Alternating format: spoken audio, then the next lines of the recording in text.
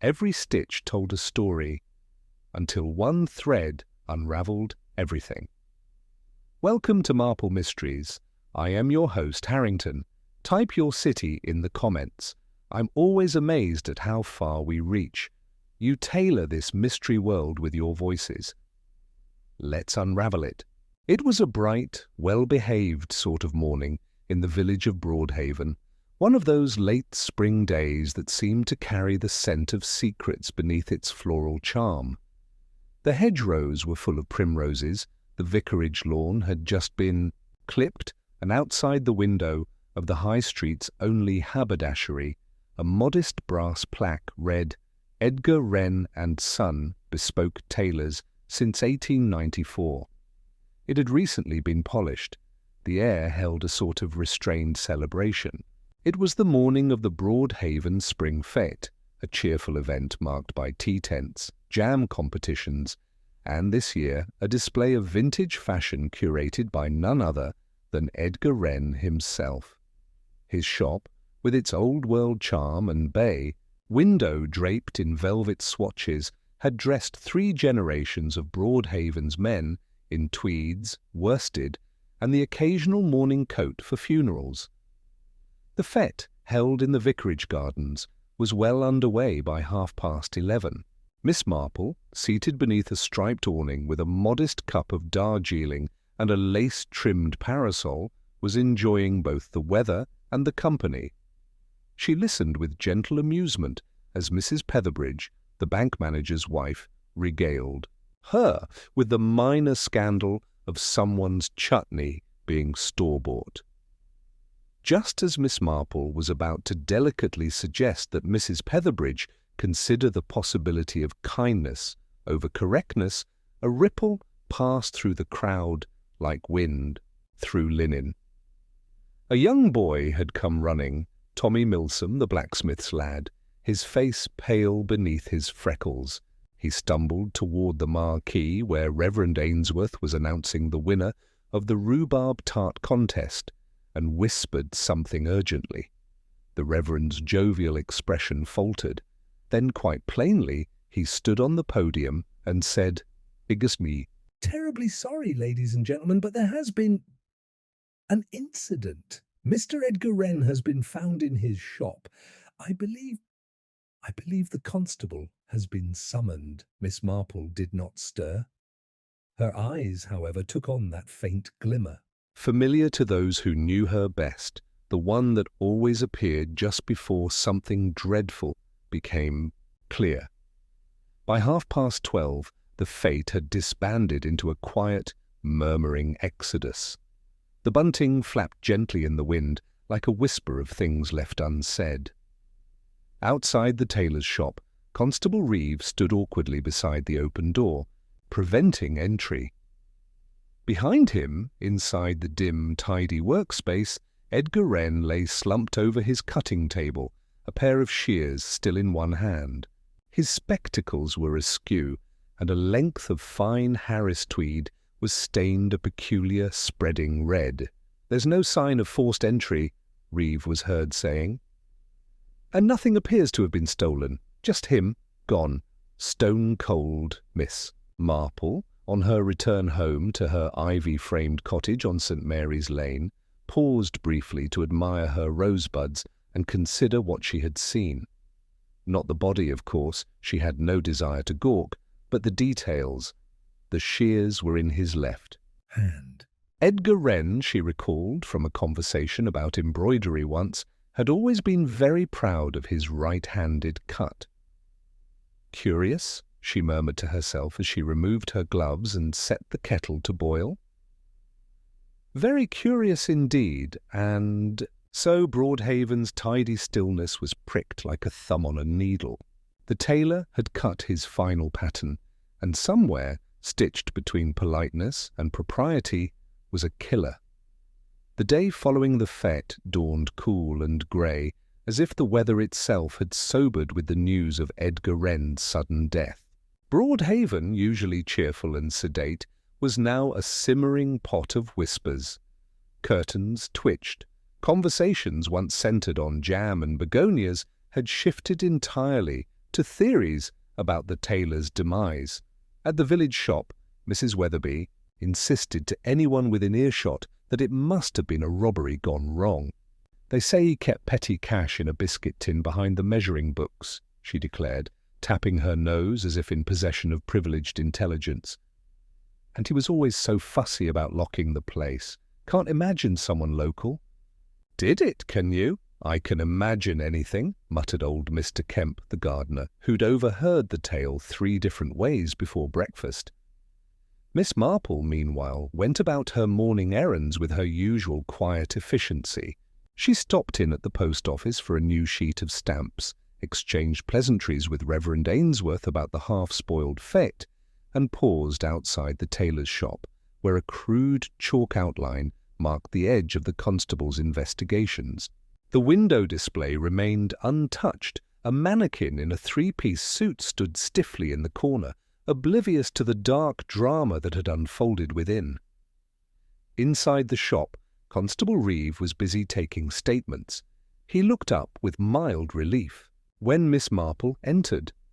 Though officially barred from police work, he, like many in the village, had learned that her instincts were not to be ignored. "Ah, Miss Marple, you wouldn't believe the tangle of it," he said, removing his cap respectfully. "No sign of forced entry, no money missing that we can tell, but there's no clear reason why someone would want Mr. Wren dead. Just a tailor, wasn't he?" Miss Marple smiled kindly. "Only a tailor, yes, but he was also a man with access to many people's private lives. Clothing, dear boy, tells far more than one expects." She peered gently around the small interior. Everything was impeccably neat. Bolts of fabric lined the walls, chalked measurements on a board, a list of upcoming fittings pinned to the corkboard above the desk. Her eyes lingered a little longer on the calendar, specifically a name written in neat, upright letters beneath the following Wednesday, Mrs. Rosalind Drake, hem and waist. Tapering. Mrs. Drake, Miss Marple mused aloud. She was his last appointment, Reeve supplied, rifling through his notes. Came in around 5 the evening before the fete. She said it was a routine alteration. Nothing seemed amiss, she claimed. Though, truth be told, she left before closing. Miss Marple nodded. How curious. Rosalind Drake was a recent arrival to Broadhaven, a widow of perhaps 50, fashionable and well-kept. She had taken the old sycamore cottage and renovated it with a sophistication some of the villagers found excessive. Her manner was charming in the superficial way of someone who had lived among larger circles and brought with her the air of unspoken stories. Miss Marple did not visit her immediately. Instead, she returned home and set about making a light lunch. While buttering her toast, she pondered Mr. Wren's schedule and the strange stillness of the shop. No signs of struggle, no misplaced items, nothing except for the single inconsistency that had bothered her since yesterday, the shears in the wrong hand. After lunch, she paid a visit to Mr. Wren's assistant, a nervous young man named Cyril Finch. Cyril had been with Edgar for 3 years and was known for his meticulous stitching and unfortunate stammer. He greeted Miss Marple at the door of his modest lodgings with wide, wary eyes. I didn't do it, Miss Marple." "I swear I didn't. Mr. Wren, he was like a father to me." "I believe you, dear," she said soothingly, taking a seat on his tidy chintz sofa. "But you worked closely with him. Perhaps you noticed if anything had been troubling him. Of late." Cyril hesitated, his fingers twisting at the hem of his jumper. "He did seem worried, this past week especially. Kept double-checking the locks, and he had me fetch the record book from 3 years ago." Said he needed to cross-check something, but he wouldn't say what. What kind of record book? Oh, clients, orders, alterations. We keep everything, you see. Mr. Wren always said people like to forget what they'd worn at a funeral or a wedding, but a tailor mustn't forget. And did he find what he was looking for? I don't know. The next day the book was back on the shelf and he didn't mention it again. Miss Marple offered a smile and a gentle pat on the hand. "You've been most helpful, Cyril. Now tell me, was Mr. Wren right-handed?" "Oh, yes," said Cyril without hesitation, "cut like a dream with his right. Left was only for pinning." "Why?" "Oh, nothing. Just a silly thought." Later that afternoon, Miss Marple took a quiet walk to Sycamore Cottage. The rhododendrons in the front garden had been trimmed into careful globes, and the path was swept clean. Mrs. Drake opened the door herself, looking crisp in navy linen, her hair perfectly waved. There was a faint trace of something, cologne perhaps, or expensive powder, clinging to her. "Miss Marple," she said, surprised but gracious, "do come in. I was just about to take tea." Over cups of Darjeeling served in rose china, Miss Marple engaged her hostess in gentle conversation, fêtes, gardens, village gossip. Mrs. Drake was charming and composed, but a touch wary. "Such a terrible business about poor Mr. Wren," she said, folding her napkin. "I can scarcely believe it. You had an appointment with him, I understand?" "Yes, just a minor alteration. The waist of my blue hound's tooth was pinching. Edgar was terribly good, you know, discreet, reliable." "Yes, I've heard." "He was very much trusted," Miss Marple said softly. "It must be a blow to his clientele." There was a flicker in Mrs. Drake's eyes, something like calculation, quickly smoothed over. "I suppose so," she said. "But surely it was just—" "An accident, perhaps a fall." Miss Marple looked mildly puzzled. "I was under the impression it was a matter of foul play." "Well, yes, of course," Mrs. Drake corrected, with a light laugh. "That is what the papers say, but then papers love a scandal." As she walked home that evening, Miss Marple passed the churchyard, where the spring daisies had begun to bloom along the edge of the path. She paused for a moment, looking toward the lich gate where Edgar Wren had once repaired the vicar's cassock, refusing payment except for a tin of plum preserves. So many people dismissed the man as merely a tailor, but a tailor, especially one in a village like Broadhaven, saw more than cloth. He saw bruises that needed covering, secrets stitched into lining, sudden weight loss or gain, unspoken grief and joy. A tailor noticed things, and sometimes, it seemed, he noticed too much. Inside her sitting room, Miss Marple set her teacup on the saucer and retrieved a small notebook. On the first page she wrote, "Right-handed tailor found with shears in left. 2. Mrs. Drake, last known appointment. 3. Record book from 3 years ago." Why? She tapped the pencil against her chin, the faintest smile on her lips. 3 years, she murmured. "That's quite long enough for secrets to start coming loose at the seams." By the 3rd day after Edgar Wren's death, the village of Broadhaven had sunk into the peculiar hush that follows any great excitement. The news had settled like a fine dust over everything, still present, but now absorbed into the rhythm of daily life. Only the persistent hum of speculation at the local tea-room kept the subject alive. At the Blue Teapot Cafe, Mrs. Banbury, whose son worked for the undertaker, confided in a hushed voice that the body had been found with a scratch across the jaw. "Not deep, mind," she added, eyes gleaming with curiosity, "but clean, like from a button-hook or some such. What do you make of that?" No one had a proper answer, of course, but the theory was soon folded into the ever-growing tapestry of village conjecture. Meanwhile, Miss Marple continued her quiet observations. She was not one for speculating aloud, but she had learned long ago that in a small village truth had a way of peeking out from under the hems of half-lies and whispered reputations. On Thursday morning, Miss Marple received an unexpected visitor. She was seated by the window, darning a worn cardigan, when a sharp knock sounded at the front door. Upon opening it, she found herself facing a tall, lean man with salt and pepper hair, a waxed coat, and the air of someone used to speaking plainly. "Miss Marple?" he asked, tipping his hat. "Yes, I am she."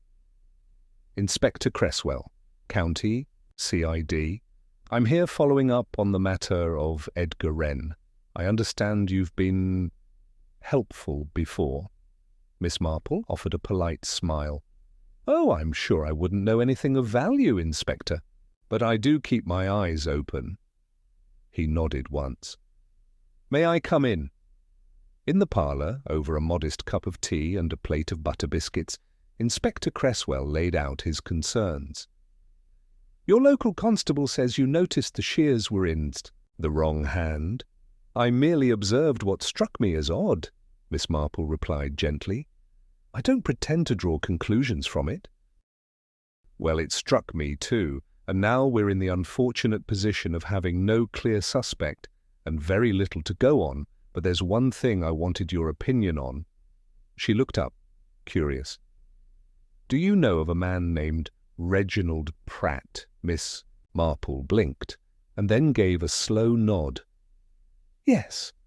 "He left the village, it must be 3 years ago, after some unpleasantness with a debt collector, I believe." "More than unpleasant," said the inspector. "He was arrested for fraud in Cheltenham, served a short sentence, but he lived in Broadhaven for over a year before that. According to our review, he had a suit altered by Wren's shop just before he left." "Interesting," murmured Miss Marple. "And is he back?" "Not that we know of." "But Wren's record book from that year, one recently taken down from the shelf, I'm told, shows some unusual entries, not just for Pratt. There are others, names that don't appear again, orders that don't quite make sense, measurements altered after the original fittings." Miss Marple sat back slightly, fingers steepled. "Tailoring," she said softly, "can tell a very particular kind of story, Inspector. The shift of a shoulder seam, the letting out of a waist, it all points to change." "And change is seldom unremarkable," Cresswell regarded her for a moment. "I think Wren had something.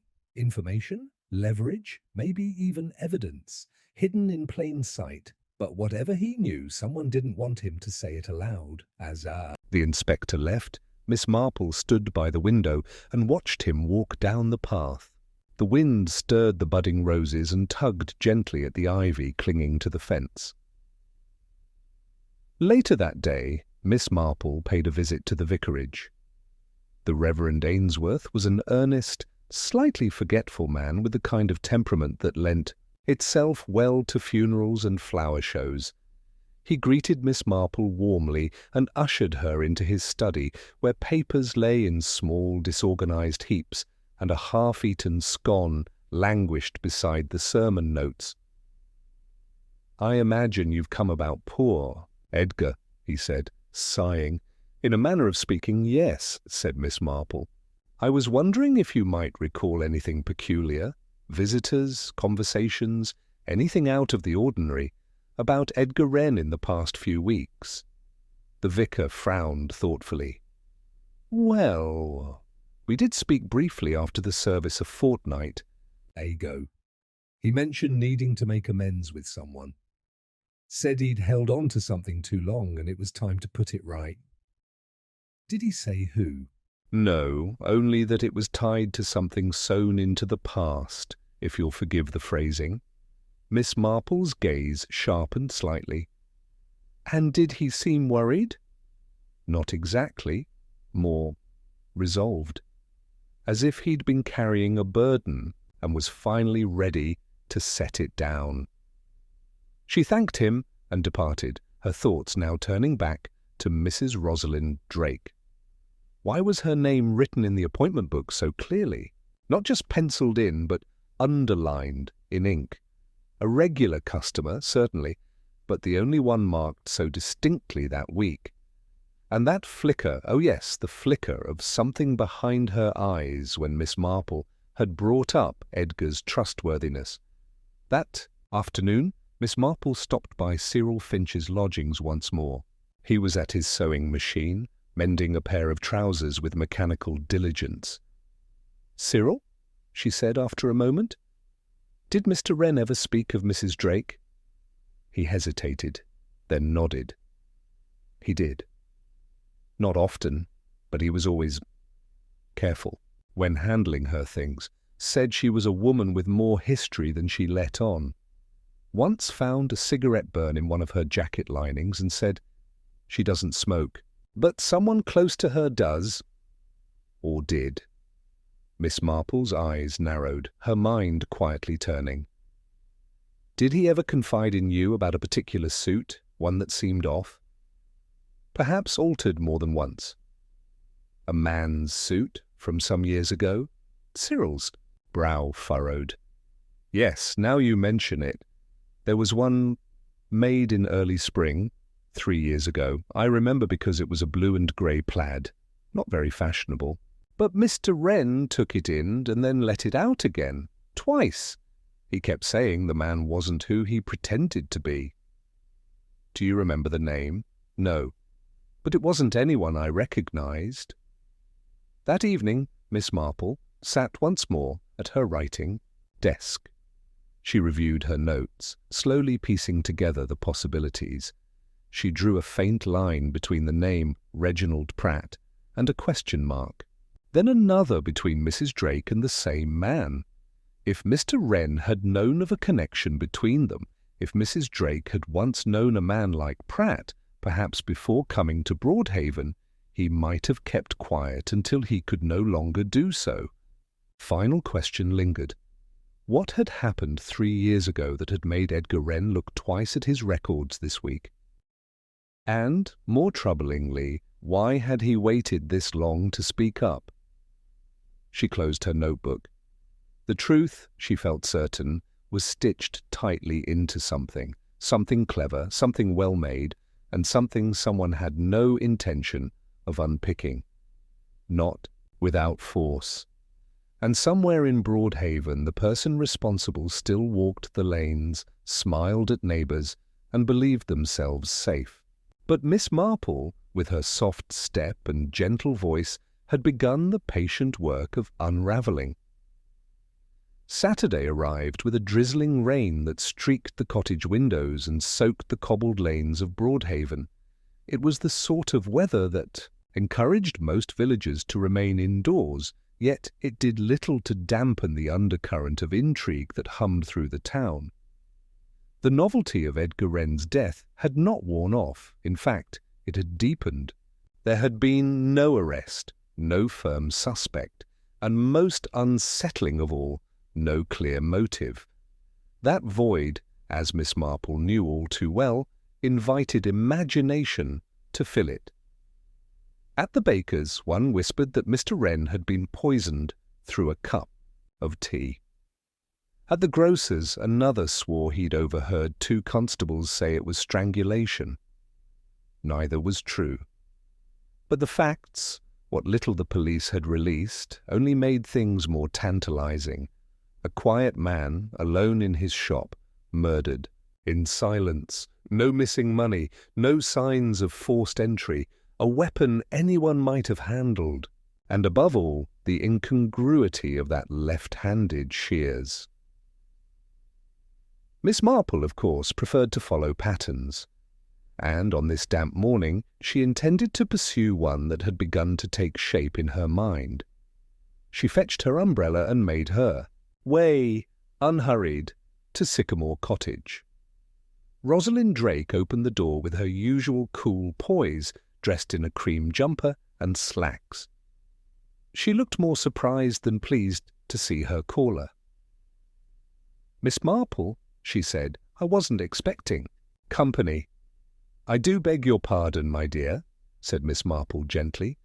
"I won't stay long. I was merely hoping to ask a small favour. You see, I have a most stubborn moth in my wardrobe, devastated a favourite blouse of mine, and I've been thinking I must have something made up new. I remembered your charming coat at the fête, and wondered whether you might recommend your tailor." Mrs. Drake blinked. "My tailor?" "Yes, before you came to Broadhaven, I imagine someone of your style must have had one." Or perhaps a dressmaker? Rosalind hesitated. Well, I did, in London, but that was years ago. He retired. I believe? Ah, how disappointing, Miss Marple said pleasantly. And I imagine Edgar Wren didn't handle ladies' garments extensively, though I do remember seeing your houndstooth skirt in his shop. Mrs. Drake's fingers tightened slightly on the doorframe. Only minor alterations. I prefer to manage my own wardrobe these days. Miss Marple gave her a kind smile. Quite right. One must be practical. There was a pause, a delicate, almost imperceptible beat of discomfort, before Rosalind composed herself again. If you'd like to come in. Oh, no, no, Miss Marple waved her off. Another time. I have a quince jelly on the boil. She turned and walked away, umbrella bobbing as she disappeared into the mist. It was a subtle thing, but Miss Marple had seen it, the flicker of hesitation, the odd phrasing, the too-fast explanation. Rosalind Drake had not been caught off guard by the question. She had been searching for the correct version of the truth to offer. It was rarely what people said that mattered, but how carefully they said it. Back at home, Miss Marple reviewed her notes once more. There had been a tailor in London. Retired? Possibly forgotten? Unlikely. She took up her pen and added to the page, Mrs. Drake, vague about past tailor. Tension when pressed. Uncertain about what's been remembered. The real clue, however, had come not from Mrs. Drake, but from Mr. Wren. He had looked back at a record book from 3 years ago. He had changed a man's measurements twice, and he had told the vicar that he had held on to something too long. Miss Marple found herself thinking of the year before Rosalind Drake arrived. Reginald Pratt had still been in Broadhaven then. He had, it was said, charmed a good many women until he'd gone too far with his schemes and left under a cloud of shame. That he'd resurfaced under a false name in Cheltenham and been arrested for fraud was a matter of record. That he might have come back to Broadhaven secretly and quietly was still just conjecture. But if he had returned, even briefly, perhaps in disguise or in borrowed clothes, who would know? A tailor, a man trained to remember shoulders and inseams, not faces. She needed someone who could confirm a detail. And there was only one man who might still remember what Reginald Pratt had worn during his time in the village. So, with a fresh umbrella and her walking shoes, Miss Marple called on the most unlikely ally, Mr. Kemp, the gardener. She found him behind the vicarage, pruning back overgrown laurel with the same grim expression he reserved for most living things. "Mr. Kemp," she said, smiling as she approached, "I wonder if I might trouble you for a moment." He looked up, eyebrows raised. "You're braving the weather. I've always believed rain helps clear the mind." "Not if you're arthritic," she chuckled politely. "I was hoping you might recall Reginald Pratt." "Pratt?" He frowned. "What about him?" "Do you remember his clothing, by any chance? He was something of a showman, I believe," Mr. Kemp considered. "Dandy, more like." Always wore a loud waistcoat, red tartan, I think, and a blue and grey checkered jacket that didn't match. Thought himself quite the charmer. Did he have it altered while in the village? Wouldn't be surprised. That jacket looked too tight under the arms, always tugging at it. Miss Marple thanked him warmly. That was all she needed. The same blue and grey plaid suit Cyril had mentioned. Wren had noted changes to it, let out, taken in, adjusted, not for a man changing shape, but for a man hiding something.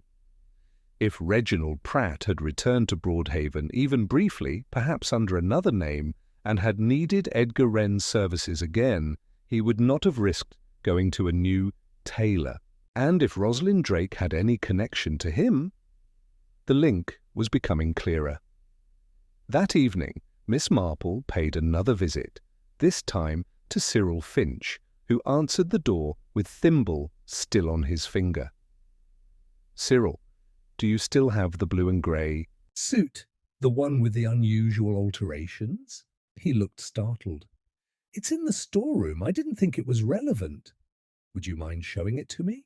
He led her to the back of his lodgings, where a modest wardrobe held several preserved garments wrapped in muslin. Cyril carefully drew out a hanger and removed the covering. The suit was still crisp, faintly mothballed. Miss Marple examined it closely. "Here," Cyril said, pointing. "You see this inner lining? It's been restitched, twice. Same thread, but not the same hand." She gently turned the lapel and reached into the breast pocket. Her fingers brushed something, thin, waxy. She withdrew it, a matchbook. Faded gold lettering read, "The Gilded Swan, Mayfair." Miss Marple's eyes lit, just slightly. "Well now," she murmured, "that isn't a Broadhaven establishment." And neither, she thought, was Mrs. Rosalind Drake quite the provincial widow she claimed to be. As she walked home, rain trickling down the back of her coat, Miss Marple felt the mystery begin to tighten like a well-tied stitch. Somewhere in that plaid suit, or perhaps the past it represented, lay the reason Edgar Wren had been killed. And perhaps, just perhaps, the next clue would come not from the living, but from the dead man's final act of tailoring. It was the following morning when Miss Marple, having spent a quietly purposeful evening examining the matchbook from the breast pocket of the blue and grey suit, decided to pay a visit to Inspector Cresswell once more. The rain had cleared, leaving behind the soft gleam of dew on rose petals and a sky the colour of milk glass. There was a sense, in the air and in the heart of Miss Marple herself, that the threads of the mystery were beginning to draw toward their inevitable tangle. Inspector Cresswell was installed in a temporary office at the town hall, commandeering, the small committee room typically reserved for planning fêtes and amateur dramatics. He looked up from a clutter of papers and nodded as Miss Marple was shown in. "Miss Marple," he said, "I've been meaning to speak to you. There's something I'd like your opinion on." "And I yours," said Miss Marple, taking a seat and removing her gloves with habitual care. "Shall we begin with yours?" Cresswell held up a thin file. Forensics came back. There was a light abrasion on Mr. Wren's jaw, consistent with a sharp object, scissors, possibly, or even a tailor's awl. But it wasn't the fatal wound. That, they say, came from a precise puncture between the ribs, deep, clean, the kind of blow someone either practiced or got very lucky with. Miss Marple nodded slowly. "And the angle?" "Unusual. From the side, almost under the arm. Suggests the victim didn't see it coming or the assailant was standing very close, like someone assisting with a fitting," Miss Marple asked delicately. Cresswell gave her a sharp look. "Exactly what I was thinking. You said he was right-handed. A blow from the left side makes sense if he was turned slightly, perhaps reaching for something. Comfortable, familiar, he wouldn't have been alarmed." "Indeed," said Miss Marple. "Now I wonder, have you heard of the Gilded Swan? The club in Mayfair?" Cresswell's eyebrows rose. "Bit exclusive, that. Private clientele, mostly gentlemen of means. Why?" Miss Marple withdrew the matchbook from her handbag and slid it across the table. "Found in the lining of the altered suit, blue and grey plaid, the one Cyril Finch says Mr. Wren was suspicious of 3 years ago. The same suit that now seems to be tied to Reginald Pratt." Cresswell opened the matchbook, his brow furrowing. "Well now, this isn't something you'd expect to find in the pocket of a country tailor's client, especially not if that client was hiding under an assumed name. Exactly, said Miss Marple. Now consider this. Rosalind Drake arrived in Broadhaven not long after Pratt disappeared from the village. She has never spoken of a husband, only that she is widowed, but no death notice was published under the name Drake in any of the usual circulars. You checked? I made some inquiries, Miss Marple replied primly. I also recalled that 3 years ago, a man using the alias George Allerton was arrested in Cheltenham for defrauding investors.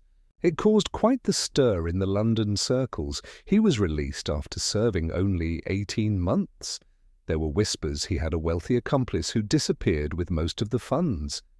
Cresswell leaned back in his chair, whistling softly.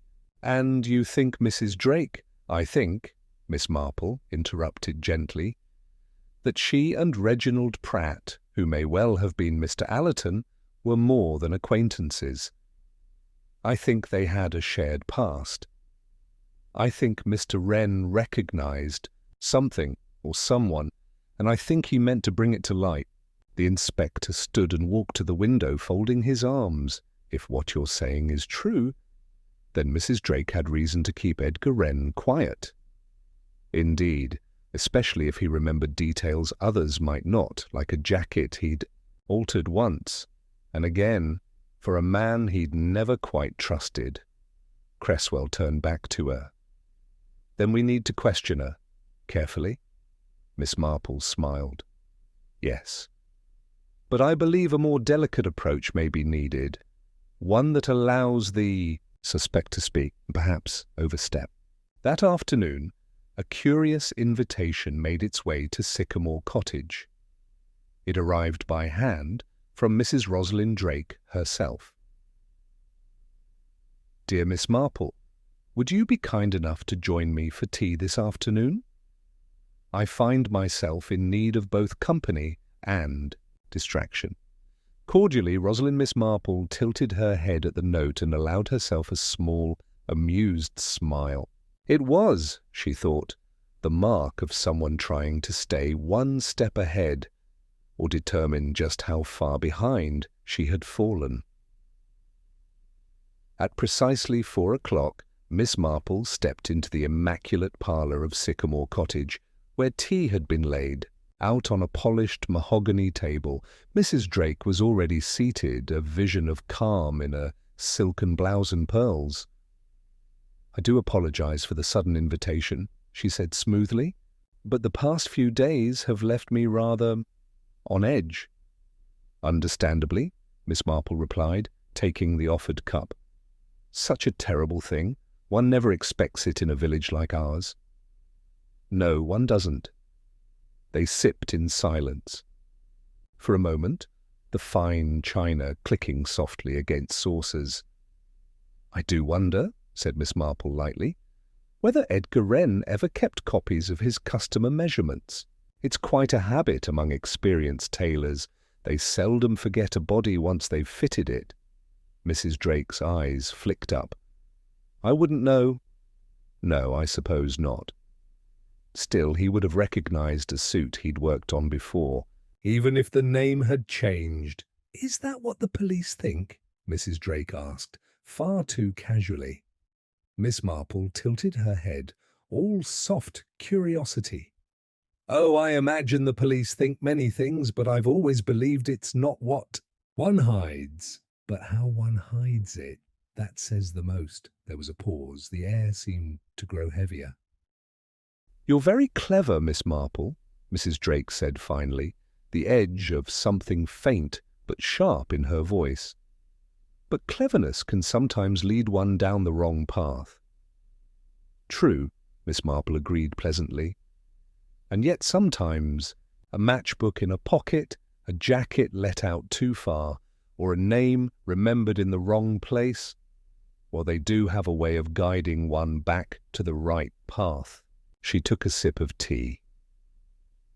Do you suppose, she said softly, that people can really change? Or do they simply learn better ways to wear their disguises? Mrs. Drake's smile faltered. I think, she said carefully, that people are often driven by desperation, and desperation, Miss Marple, doesn't leave much room for reflection. There it was, a glimpse, a crack. Miss Marple, with her unthreatening cardigan and folded hands, offered no challenge, only silence. After a moment, Mrs. Drake stood. "I'm afraid I have a headache. Would you mind terribly if we postponed further chat for another day?" "Of course, dear," Miss Marple said gently, rising with her. But as she stepped into the hallway to fetch her coat, her eyes caught something. A hat box stacked discreetly behind the umbrella stand. And poking from the corner of it, a sliver of fabric, blue and grey plaid. She said nothing, only smiled as she buttoned her coat. "Do rest," she said sweetly. "You've been under such strain." And with that, Miss Marple stepped once more into the cool evening, her thoughts as quiet as the dusk settling over Broadhaven. Behind her, Rosalind Drake closed the door with a faint click. And somewhere within that house, Miss Marple now believed, lay the last tangible proof of who Reginald Pratt had once been and who he had become. The following morning, Broadhaven was touched by one of those early spring fogs that rolled in from the downs like a soft grey curtain. It wrapped the village in a shroud of stillness, muting even the church bells into something ghostly and remote. In such a hush, every footfall felt louder, every glance more loaded, and beneath it all, the quiet needle of tension threaded its way through the village lanes, through gossip and suspicion, tea leaves and vicarage whispers.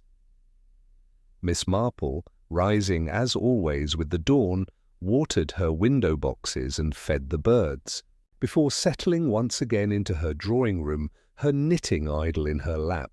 Her mind, however, was working briskly. There was now no doubt in her mind that Mrs. Rosalind Drake and Reginald Pratt, alias George Allerton, had been more than simply connected. The remnants of his suit in her hallway, the careful evasions, the matchbook from the Gilded Swan tucked away in a pocket only a tailor would find. These were not coincidences. Edgar Wren had known something. And Rosalind, or someone close to her, had made certain he wouldn't speak it aloud. But how far would someone go to protect a past? A knock interrupted her thoughts. It was Constable Reeve, rain-soaked and sheepish as ever. "Beg pardon, Miss Marple, but the inspector wanted me to pass something on."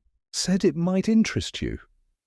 He held out a small brown envelope, sealed and marked with the tail end of a police file reference. Inside, Miss Marple found 2 photographs, grainy but telling.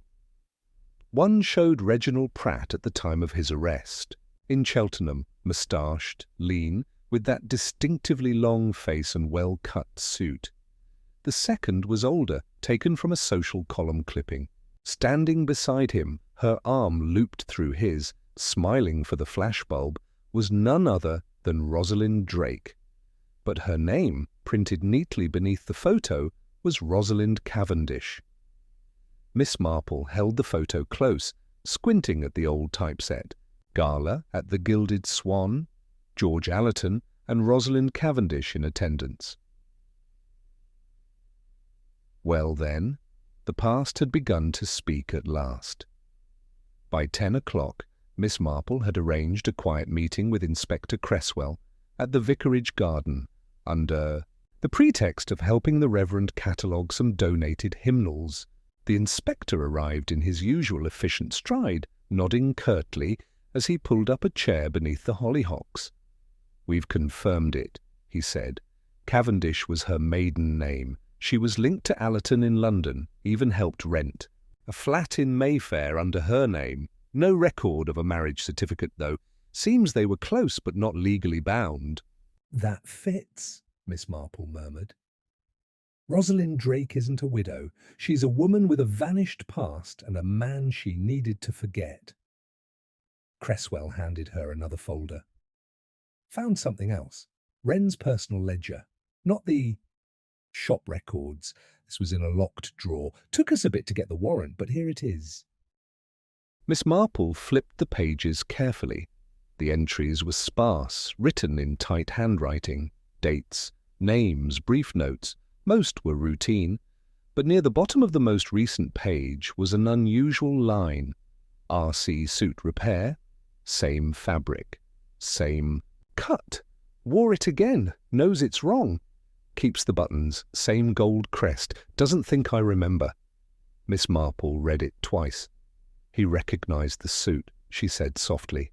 She had it repaired, perhaps to destroy it, or disguise it, but she didn't know he'd remember the buttons. Cresswell tapped the folder. They're bespoke, apparently, club buttons from the Gilded Swan. Wren made the original jacket. He would have known them. Even in pieces, Miss Marple added. And he must have confronted her. Or intended to, the inspector frowned. Why not go to the police? Miss Marple shook her head gently. Because Edgar Wren was not a man. For public scandal, he knew discretion. He might have warned her, told her he couldn't stay silent if someone came asking. Cresswell sighed. Which may be exactly what happened. He said too much. She panicked. Or someone else did on her behalf, Miss Marple said pointedly. The fog had lifted by midday, and Miss Marple took a walk through the village, calling briefly on Mrs. Weatherby to discuss gooseberry preserves, and stopping at the post office to inquire after a parcel from her niece. But her true destination was the lane behind Sycamore Cottage. From there, with quiet steps and the air of one merely admiring the crocuses, she noted something odd. Mrs. Drake's back window, normally closed tight, was cracked open, and on the window-sill, as if placed and forgotten, lay a gold button. She did not approach it. She did not need to. The symbol was visible even from a short distance, a swan in profile, gilded against navy enamel, identical to the one still stitched to the jacket in Cyril Finch's wardrobe. By tea-time, the stage was set. Inspector Cresswell arrived at Miss Marple's cottage at 4:30, where he found her preparing a small tray of scones with clotted cream. She poured tea without fuss, speaking softly as though discussing a village fete. I believe, she said, that it is time to speak to Mrs. Drake, but not as suspect and constable. Then how? As a friend, said Miss Marple, to another woman who's trapped herself in a pattern she can no longer mend. That evening they called at Sycamore Cottage together. Mrs. Drake greeted them in her drawing-room, her calm expression back in place, though her hands trembled faintly as she offered refreshments. It was not fear, Miss Marple noted, but something. Adjacent. Weariness, perhaps. A woman cornered by inevitability. I won't take much of your time, Miss Marple began, settling into the floral settee. I only wondered if you might help us settle a small matter.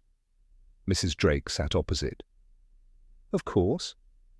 Edgar Wren, Miss Marple said gently, recognized a suit. One you brought him 3 weeks ago. He had altered it before, long ago, for a man who went by the name George Allerton. That suit had club buttons from the Gilded Swan. I saw one earlier today, on your windowsill. Mrs. Drake's lips parted slightly, but she said nothing. I believe you were trying to dispose of it, a final piece of the past. But Edgar noticed. He always noticed. He may have told you he could no longer keep your secret. Or perhaps, Miss Marple tilted her head, he said nothing at all, and you simply feared what he might do. The silence in the room grew dense. Cresswell watched without a word, letting the older woman lead. Finally, Rosalind spoke, voice low. I didn't. Kill him. No, Miss Marple agreed. I don't think you did, but someone else did, and I believe you know who. Mrs. Drake looked down. Her fingers found the string of pearls at her throat, twisting them slowly. "It wasn't meant to happen," she whispered. Reginald, came back after prison. Used another name, wanted to start again, said he needed money. I told him it was over, that we'd been lucky enough to vanish, but he wouldn't listen. He found the suit, said it still fit him, that it was his charm, his luck. I warned him. I told him Edgar might remember. He laughed, said a tailor's memory wasn't enough to hang a man. Miss Marple's voice was barely audible. But you knew it was. Mrs. Drake's eyes filled, but no tears fell. I didn't kill Edgar. But I didn't stop Reginald either. He went to speak to him, said he'd make sure Edgar stayed quiet. That if he didn't, well, there were other ways to silence an old man. I begged him not to go. She looked up at them. When he came home, he was shaking. He said it was done, that I'd never have to worry again. There it was, the truth, or enough of it. Inspector Cresswell nodded solemnly. "We'll need to speak to Mr. Pratt." Mrs. Drake gave a sad little laugh. "You'll find him at the railway station. He took the afternoon train, told me I should pack a bag. Start over. Again." Miss Marple stood. She walked to the window and looked out over the quiet garden. Somewhere, a sparrow was singing. "Some garments," she said softly, "that can be mended. Others must be cast off entirely." Behind her, Mrs. Drake sat still as if waiting for judgment. But Miss Marple offered none. That, she knew, would come in its own time. The following morning, the village awoke to the news that Reginald Pratt, though most still knew him as a name whispered behind gloved hands, had been apprehended just outside Paddington Station. He'd been travelling under the alias Julian Carr with forged papers and a suitcase filled with cash, cufflinks, and one immaculately folded blue and grey plaid suit. His arrest brought a hush across Broadhaven. There were no cheers, no dramatic pronouncements, just the sort of quiet shift that takes place when a puzzle piece finally locks into place and reveals something no one had expected to see. At the post office, Mrs. Weatherby no longer speculated about the chutney thief. At the greengrocer's, Mrs. Petherbridge failed to mention her nephew's new motorbike. The only name on anyone's lips, in murmurs and glances, was Rosalind Drake. But Miss Marple, as was her custom, refrained from public judgment. She went about her errands, politely refusing invitations for tea, and spent most of her afternoon indoors revisiting Edgar Wren's records with Inspector Cresswell. There was something still unsaid, still out of view, that pricked at her like an invisible needle. "I still don't understand why Wren waited," Cresswell said, seated at her table, brow furrowed. "He knew the suit. He remembered. The buttons. Why didn't he go to the police earlier?" Miss Marple stirred her tea thoughtfully. "Because Edgar Wren was not a man to shame others, Inspector. He was precise, orderly. He waited until he was sure. He needed proof. And perhaps he needed courage." Cresswell frowned. "You think he knew he was in danger?" "I believe," Miss Marple said gently, "that he sensed it. And perhaps in his own quiet way, he made preparations." Cresswell leaned back, arms crossed. "Preparations?" Miss Marple nodded toward the notebook still open before them. "Look at this last entry. The phrasing is odd. She wore it again, knows it's wrong. He wasn't writing for himself anymore. He was documenting it, setting down a trail. But why keep that ledger separate, hidden? Because he no longer trusted the person he was protecting," Miss Marple replied softly. "And he may not have trusted anyone else either. Not entirely." That evening, Miss Marple took a walk through the village, her steps deliberate and slow. Spring was softening the hedgerows again. Daffodils had begun to bloom near the churchyard, and the vicar's newly planted sweet peas curled up the trellis like polite little climbers. The village looked almost unchanged, but Miss Marple knew better. At Sycamore Cottage the blinds were drawn. Rosalind Drake, no longer simply the smart widow from London, but now the woman linked to a criminal, had withdrawn from village life entirely. Some said she was preparing to leave, others said she was staying, too proud or too weary to flee again. Miss Marple had no opinion on the matter, not yet. She turned instead toward the high street and found herself before the late tailor's shop. The door, now locked and darkened, bore a faded sign, closed until further notice. She stood for a long moment at the window, gazing at the stillness within. The cutting table was bare. The bolts of fabric, undyed wool, charcoal tweed, remained, stacked against the far wall. Only the mannequin in the window, dressed in a half-pinned suit jacket, suggested the life that had once moved here with quiet, measured dignity. It was Cyril Finch who broke the silence. "I knew you'd come," he said, stepping out from the alley beside the shop. I was just tidying up inside. They said I could collect my things. Don't suppose there's much left to do here." Miss Marple turned to him, studying his pale, anxious face. "You cared very much for Mr. Wren, didn't you, Cyril?" He swallowed hard and nodded. "He gave me everything, a chance, a skill, a reason to stand up straight. He never treated me like most people did." "I know," Miss Marple said kindly. "And you repaid that in loyalty." "I tried," he whispered. "But I failed him." She touched his sleeve. "Why do you say that?" He blinked at her, throat working. "Because I saw her, Rosalind Drake, the day before. He died. I was meant to be away. Went to see my aunt in Glastonbury.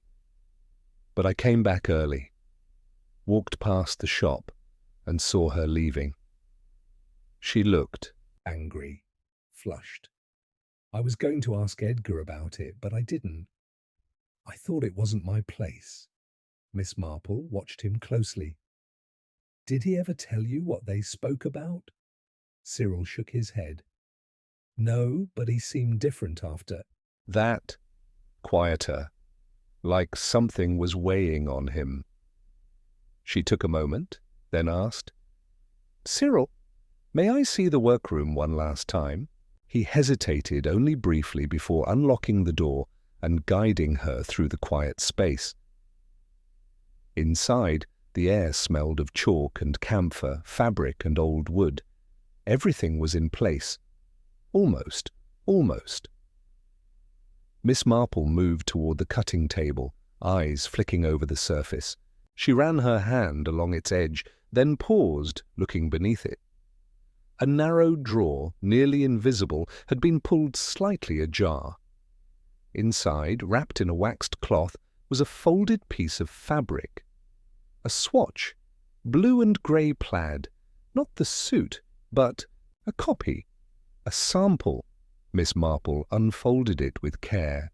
Stitched to the hem in tiny script were the initials G.A. Cyril's breath caught. That's not standard." "No," Miss Marple murmured. "This was intentional, a message." She looked to him, calm but grave. "Cyril, this isn't just a fabric swatch. This is a signature. Edgar was telling someone, perhaps you, perhaps anyone who might find it, that the man behind the name George Allerton wore this cloth, that the suit tied the past to the present." "He knew," Cyril whispered. "He knew." "Yes," Miss Marple said, gently wrapping the swatch again. "And he left it for us, as tailors do, not in the seams, but in the lining." As they stood in the quiet shop, she turned back to the window. Outside, Broadhaven went about its evening. Lamps were lit, curtains drawn, Life resumed, but inside the tailor's shop, the truth lay folded into fabric. "Come, Cyril," she said softly. "Let us take this to the inspector." They left together, the door locking behind them. The final clue had been found, not in a dramatic confession, nor a hidden weapon, but in the silent precision of a man who had lived his life by the cut of the cloth and who had, in the end, stitched justice into his very work. Inspector Cresswell sat behind a cluttered desk in the Broadhaven temporary station, formerly the Women's Institute meeting room, with a weary expression and a half-drunk mug of tea that had long gone cold. The swatch of blue and grey plaid now lay before him in his sealed evidence pouch, its presence far more potent than its humble appearance would suggest. Miss Marple sat opposite him, hands folded calmly in her lap, her manner as gentle as ever, though her eyes were quietly alight with certainty. "There it is," she said softly. "The proof Edgar Wren left behind, not of murder, but of memory of what he knew. He identified the suit, he marked it with initials, G.A. George Allerton, a name, a history, and ultimately a motive."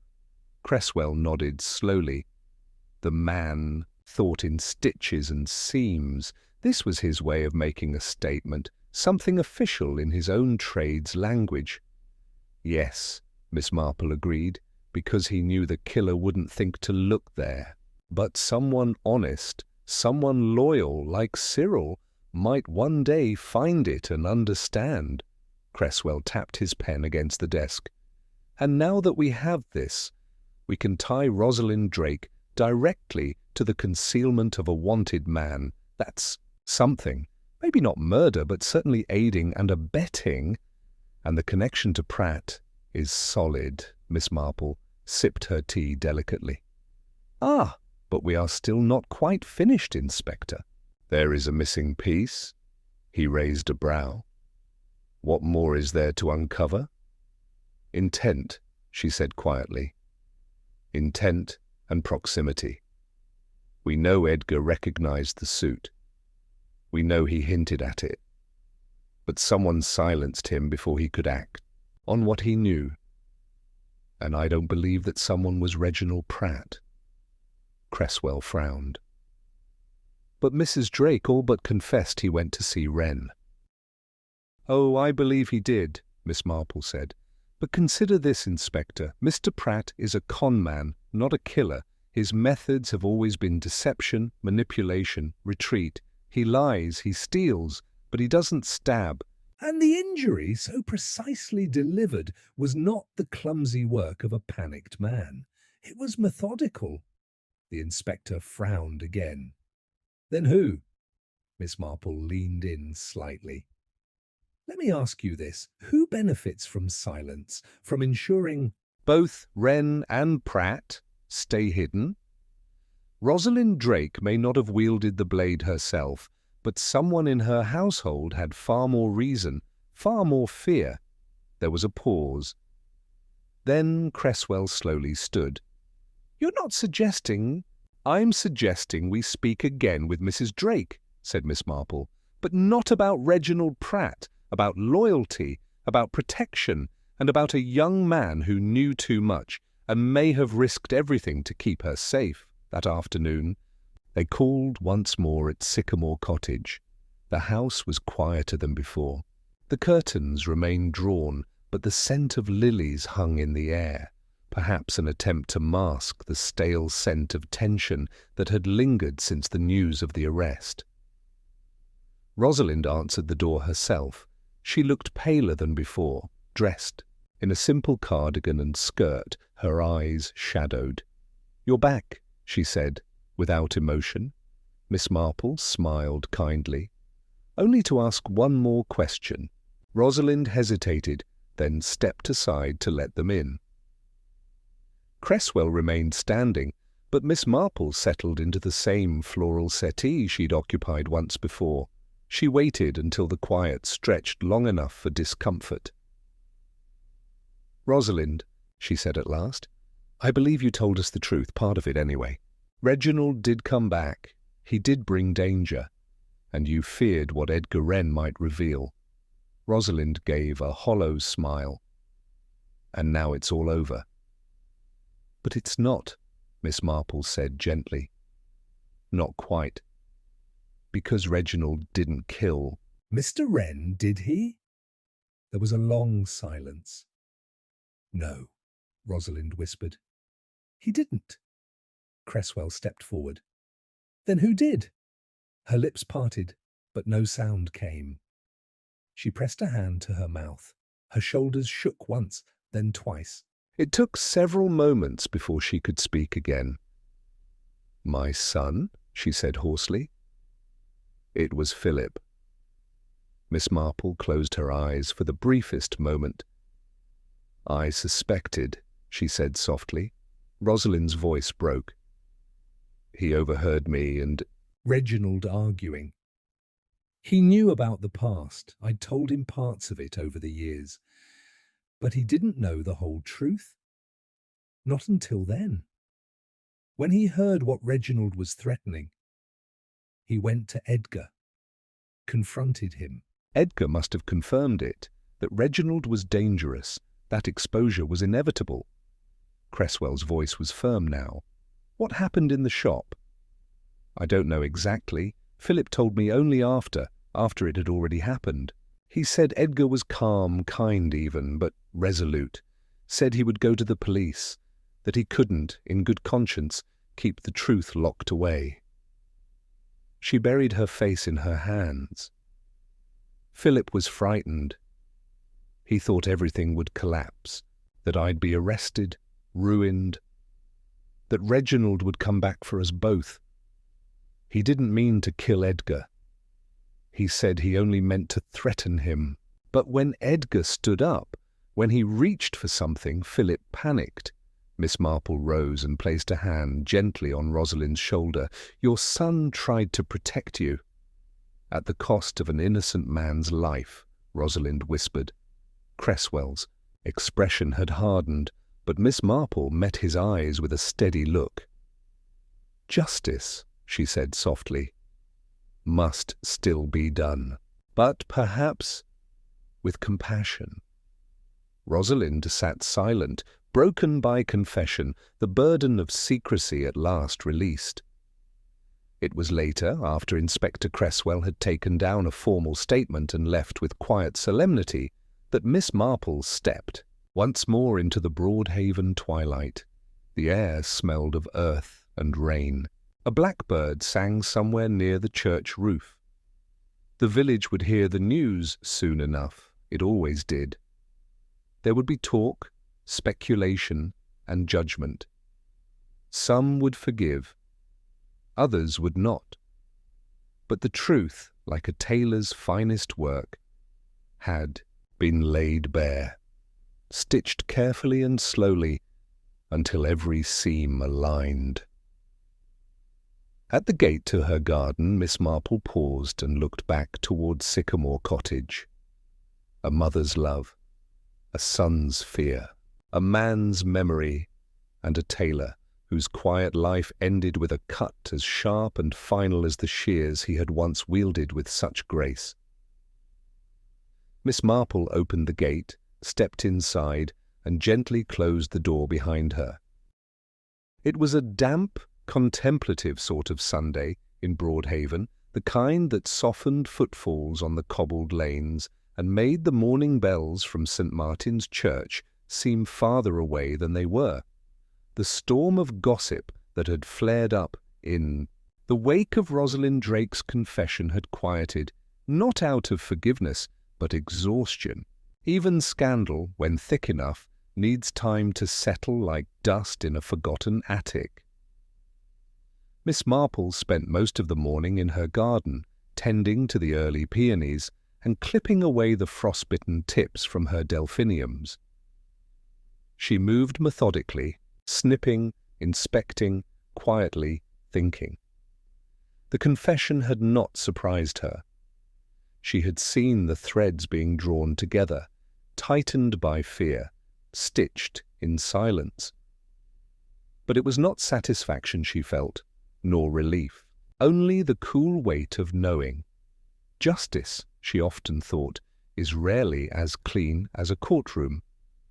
Philip Drake had not been arrested, not yet. Inspector Cresswell, faced with a confession that danced precariously along the border of manslaughter and tragic misjudgment, had chosen restraint. The Crown would be consulted. A coroner's inquiry would be held. In the meantime, Philip remained in the cottage with his mother, unseen, a boy grown into a man too quickly by the weight of secrets. There were some in the village, of course, who would never forgive the Drakes, no matter how nuanced the truth. Mrs. Petherbridge, for instance, had refused to touch the scones at the vicarage tea that Saturday afternoon, declaring in a scandalized whisper that she wouldn't feel quite right putting clotted cream into her mouth while a murder sat unspoken in the parish. But others, like Reverend Ainsworth, had preached a sermon that morning on the topic of forgiveness in shadowed times, which Miss Marple found rather well-intentioned, if overly poetic. It was late that afternoon, with a light drizzle misting the edges of her window panes, that Miss Marple received a visitor. The knock was soft, almost hesitant. She opened the door to find Cyril Finch, cap in hand, eyes heavy with something more than just tiredness. I hope I'm not disturbing you, Miss Marple," he said quickly. "Only, well, I didn't know who else to talk to. Come." "India," she said at once. "You look as though you've been standing in the rain longer than sense would permit." She seated him by the fire and set about preparing tea. As she poured the warm liquid into a floral cup and handed it to him, she regarded him with quiet care. "You're troubled?" he nodded. "It's about the shop." "What of it?" "They've asked if I'd like to take it over." The Wren. "Family? What's left of them? They're not interested in reopening it." "Said I'd earned the right, but I don't know if I can." "Not after everything." Miss Marple sat beside him. "Because of what happened there. Because of what I didn't do," he whispered. "I should have spoken up. When I saw Mrs. Drake leave that night, when I noticed how nervous Mr. Wren became, I should have said something, asked, warned someone. Instead, I kept my head down and stitched like nothing was wrong." "Because you didn't know it was wrong?" she said gently. "And you were loyal. That's no crime, Cyril." He swallowed. "But what if the same thing happened again? What if I miss something important? What if I fail someone else?" She took his hand in hers, knotted with age but steady with certainty.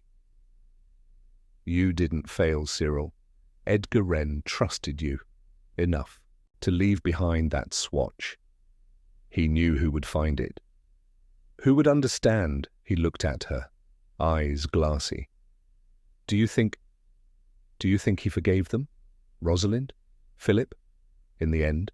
Miss Marple gazed into the fire for a long moment. "I think Edgar Wren understood people better than most. I think he knew that some people wear disguises not to deceive, but to survive. And I believe he left that proof not out of vengeance, but duty." They sat for a while in silence, the fire crackling gently, the storm outside no longer bothering to rattle the windows. Before Cyril left, Miss Marple stood and fetched something from her side table. a small, round object wrapped in tissue. "A button," she said, unwrapping it. "From the blue and grey suit. I retrieved it myself after the police had finished with the evidence." Cyril stared at it. "That's the gilded swan crest." "Yes, it's a memory and a warning, but it's also a reminder. A tailor's job isn't to judge what people hide beneath the fabric. It's to notice the weight of it and carry on anyway." Cyril blinked, then nodded, slowly, but with purpose. "I'll take the shop." "Good," said Miss Marple, smiling faintly. "Broadhaven still needs a man who understands the cut of things." As the young man left, rain-slicked and solemn but standing just a little taller than before, Miss Marple returned to her chair and resumed her knitting. The needles clicked in a gentle rhythm, the wool warming in her hands. The day was drawing to a close when the final visitor came, unexpected and unscheduled. Rosalind Drake stood at her gate, umbrella in hand, wrapped in a long coat. She looked older, smaller. The perfectly coiffed hair was pinned simply. Her lipstick was absent. She looked not like a socialite, nor a widow, but a woman in mourning, perhaps not for a man, but for who she had once been. Miss Marple opened the door without surprise. "I hoped you might still be awake," Rosalind said. "I'm not much of a sleeper," Miss Marple replied. "Come in." Rosalind stepped inside, removing her coat with careful fingers. She declined tea. Declined. Biscuits sat instead very still. "I came to thank you," she said at last. "For what?" "For not hating me." Miss Marple shook her head softly. "I don't think I've ever hated anyone, Mrs. Drake. I've been disappointed, occasionally appalled, but hatred, no, that requires a sort of certainty I've never much trusted." Rosalind smiled faintly. "You're very wise." "Just observant."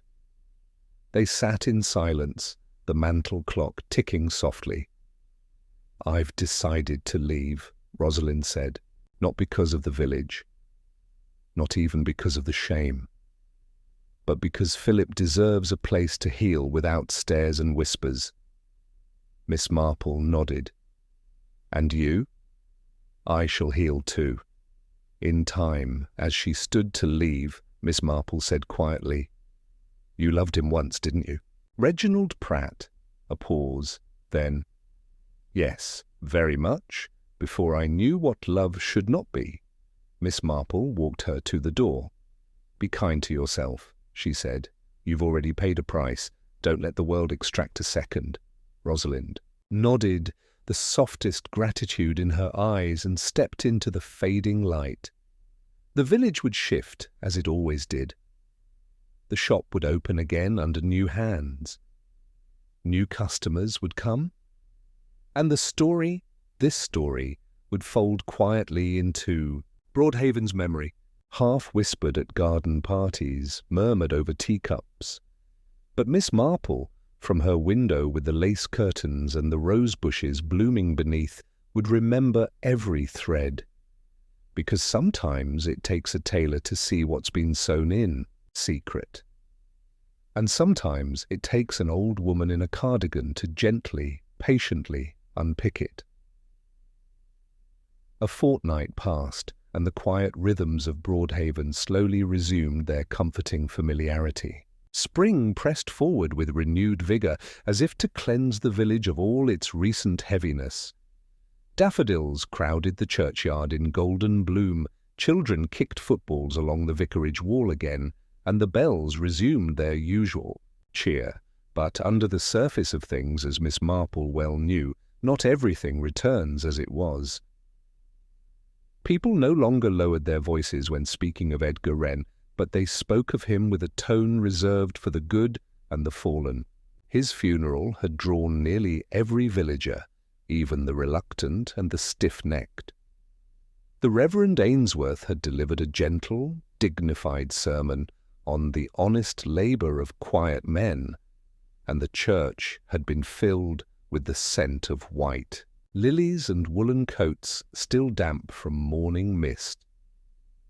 Miss Marple had stood near the back, her eyes steady on the casket, her thoughts not on death, but on the curious and precise life Edgar Wren had left behind, not just as a tailor, but as a man who had recorded more than measurements. He had chronicled secrets, observed lives, and, in the end, left a map to the truth sewn between folds and linings.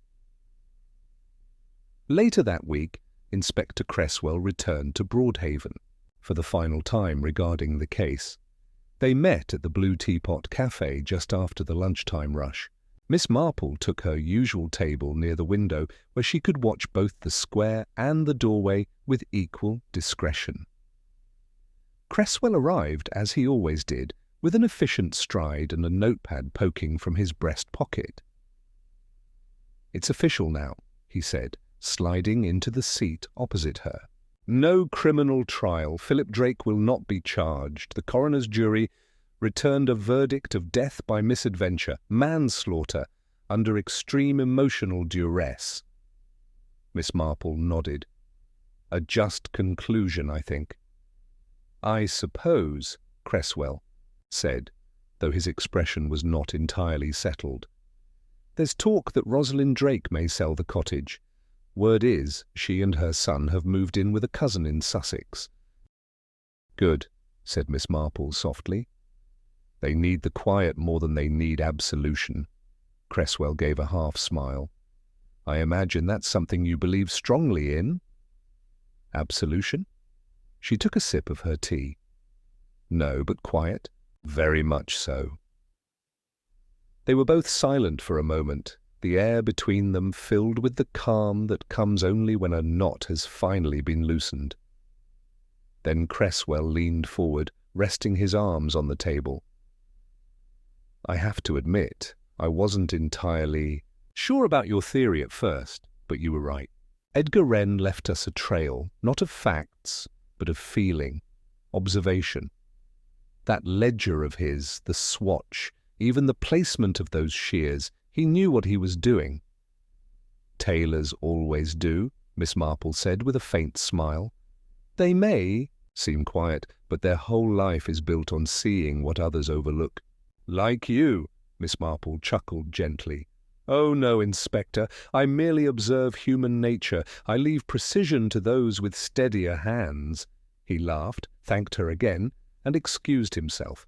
There would be no more official visits now, only paperwork, reports, and the memory of a case that had begun not with blood on the pavement, but with a pair of misplaced shears and a man who'd cut his last pattern. Miss Marple remained at her table a while longer. The rain had held off that afternoon, and the square was bustling with life. Mrs. Banbury crossed from the bakery with her arms full of loaves. A schoolgirl trailed behind a toy pram, and even old Mr. Kemp could be seen nodding beneath his cap as he shuffled toward the war memorial. And then, just as Miss Marple was preparing to leave, a young woman entered the cafe, a stranger. She was tall, well-dressed in a sage-green coat with copper hair pinned up, and a letter clutched in her gloved hand. She looked about uncertainly before approaching Miss Marple's table. "Excuse me," she said, voice smooth but hesitant. "Are you Miss Marple?" "I am," the woman smiled. "Then I believe this is for you from Mr. Cyril Finch." Miss Marple accepted the envelope and thanked her. The woman nodded once, then left, her heels clicking across the floor and disappearing out the door. Miss Marple opened the letter, unfolded the single page, and read, "Dear Miss Marple, by the time you receive this, I will have reopened the shop. It will no longer bear the name Wren and Son, but simply Finch. I hope you think that appropriate. I shall keep Edgar's mirror above the counter and his ledger safely stored. I've decided to honor his memory by doing what he taught me. See the person inside the garment, not just the fit of the seams. It's more than cutting fabric, it's listening, watching, and remembering. I owe you more than I can say. Your words reminded me that silence is not always loyalty, and that justice doesn't always arrive in a uniform. Sometimes it comes in knitting needles and questions asked gently. If you should ever require a new coat, you'll find a standing account waiting in your name. With deepest gratitude, Cyril. Miss Marple folded the letter carefully and slipped it into her handbag. Her eyes were not misty. She had long since stopped crying over such things, but her heart felt pleasantly warm. Later that evening, back at her cottage on St. Mary's Lane, Miss Marple sat in her armchair beside the fire. Her knitting rested in her lap, and a fresh cup of cocoa steamed gently at her side. Outside, the evening settled in with the scent of damp grass and warming earth. She thought of Edgar Wren, of the small man with the keen eye, who had carried the secrets of a village within his pin-cushioned fingers. A man who had seen not just bodies and shoulders and cuffs, but the flickers of fear, guilt, longing, all sewn into the fabric of human life. He had left no children, no lasting wealth, no grand reputation, and yet, in the quiet way of his craft, he had altered the course of a story that might have otherwise unravelled without notice. Miss Marple reached for her teacup and looked out the window where the stars were beginning to pierce the dusk, steady and bright. Another mystery, complete, another life stitched into memory. And in the tailor's absence, the village carried on, not forgetting, not fully, but forgiving in its own slow, piecemeal way. Because that too was part of the pattern, and Miss Marple, who had seen more than most and revealed just enough, returned to her knitting with hands as steady as her mind, still gentle, still sharp. The final stitch slipped into place. Spring had fully taken hold of Broadhaven, and with it came the gentle thrum of life returning to normal. But as Miss Marple well understood, normal in a village never quite meant unchanged. The gossip had softened into recollection. The sharp-edged whispers about Rosalind Drake gave way to kinder tones, especially after word spread that she and Philip had settled quietly in Sussex, where she'd taken work with a local charity, and her son had enrolled in a small architectural college. Life, it seemed, was willing to offer them a second fitting. The tailor's shop had reopened too, under the simple sign, Finch Tailoring. Cyril, with sleeves rolled up and thimble on hand, welcomed his first customers with a nervous smile. Some came out of loyalty to Edgar Wren's legacy, others from curiosity, but all left remarking that the young man's hand was steady and his cuts true. The past lingered in the shop, yes, but so did a quiet kind of honour. Miss Marple, for her part, had remained true to her habits, quiet walks, garden tending, and her daily visits to the post office where she was invariably asked, in gentle tones, whether the case had truly been solved. Her answer, always the same. Quite. But the full story, the one only she and a few others truly understood, remained hers to keep. Until now. One Sunday, sitting in the vicarage garden with a slice of seed cake and a drowsy tabby in her lap, Miss Marple told Reverend Ainsworth the whole of it. He had asked gently, more from curiosity than insistence, and she, moved by the soft wind and the feeling that it was time, had obliged. "Tell me then," he asked, "how did you know it wasn't Reginald Pratt who killed Edgar Wren?" Miss Marple smiled slightly. Because Mr. Pratt was a man who avoided confrontation, he had every chance to silence Edgar years ago if he'd wanted to, but he didn't. He ran instead, always running, always hiding behind a new name. No, the one who killed Edgar had to be someone impulsive, but also close enough to care deeply, someone who would have interpreted Edgar's resolve as a threat not to themselves, but to someone they loved. "Philip Drake," the Reverend murmured. "Yes," Miss Marple nodded. "A son protecting his mother, not from prison, but from humiliation. His loyalty was tragic, but understandable. And the clue that led you there?" "Oh," she said with a wistful look. "Many small things. Edgar's body position, the fact that the shears were in the wrong hand, the faint scent of Mrs. Drake's perfume lingering too long in the workroom." But it was the fabric swatch that told me everything. Edgar left it behind deliberately, you see, the initials GA stitched in. It was not just a message, it was his legacy, his quiet way of doing what was right. The Reverend was silent a long time. "And you... do you think they deserve forgiveness?" Miss Marple looked out over the garden. Bees drifted through the lavender. The church bell in the distance began its noon chime. "I think forgiveness," she said, "isn't always deserved, but it's always necessary. For others to move on, and for ourselves to sleep soundly." She finished her cake, patted the cat and stood. "Human nature, Reverend," she said, smoothing her skirt. "It's like a suit, full of faults if not properly examined, but even the worst ones can sometimes be mended."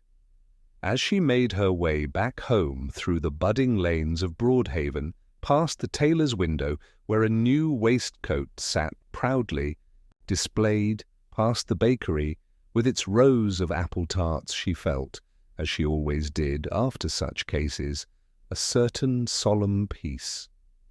She did not crave glory, she did not need applause, she only needed the truth to be heard, even if, in the end, it was only whispered between the stitches of a tailor's final work.